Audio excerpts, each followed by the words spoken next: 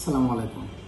আপনারা জানেন যে আজকে থেকে সারা বাংলাদেশে টিসিবি 690টি ট্রাকের মাধ্যমে যে কোনো ভোক্তার জন্য তেল, চিনি এবং মসুর ডাল বিক্রয় কার্যক্রম শুরু করেছে।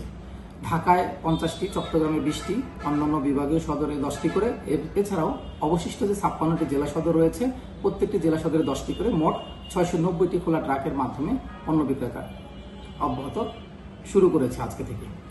আজকে যে কার্যক্রম চলছে এটা হলো আমাদের যে স্মার্ট ফ্যামিলি কার্ডধারী রয়েছে এর বাইরে অতিরিক্ত হিসেবে এই কার্যক্রমটা চালানো হচ্ছে। স্মার্ট ফ্যামিলি কার্ডধারীদের জন্য প্রতি মাসে নিয়মিত যে বরাদ্দ কার্যক্রম সেটা চলমান রয়েছে, সেটার মূল্যের কোনো পরিবর্তন হয়নি। তবে আমাদের যে ট্রাক সেলের মাধ্যমে যে কোনো ভোক্তা সামগ্রীর জন্য যেটা রয়েছে এটার জন্য মূল্যটি বাজারের তুলনায় সহনীয় করা হয়েছে। তবে মূল্য নির্ধারণ করা হয়েছে 135 টাকা লিটার তেল, 85 টাকা কেজি চিনি, 60 টাকা কেজি মসুর ডাল। একজন ভোক্তা 2 লিটার সয়াবিন তেল, 2 কেজি মসুর ডাল এবং 1 কেজি চিনি ক্রয় করতে পারবেন খোলা ট্রাক থেকে লাইনে দাঁড়িয়ে। গতকালকে আমরা একটা প্রেস বিজ্ঞপ্তি দিয়েছি। এই প্রেস বিজ্ঞপ্তি নিয়ে অনেকের ক্ষেত্রে ভুল বোঝাবুঝির সৃষ্টি হয়েছে।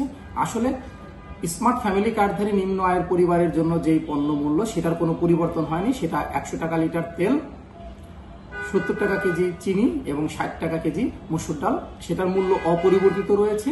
তবে খোলা ট্রাকের মাধ্যমে যেটা বিক্রয় করছি সেটা স্মার্ট ফ্যামিলি কার্ডধারীর বাইরে অতিরিক্ত হিসেবে এই ক্ষেত্রে আমাদের পণ্যের মূল্যটা বাজারের সাথে সাশ্রয়ী করে রাখা হয়েছে। এটা যেহেতু যে কোনো ভোক্তা কিনতে পারে, এজন্য এই পণ্যের মূল্য নির্ধারণ করা হয়েছে একটু আগে আমি যেটা বলেছি সেই নির্ধারিত হারে।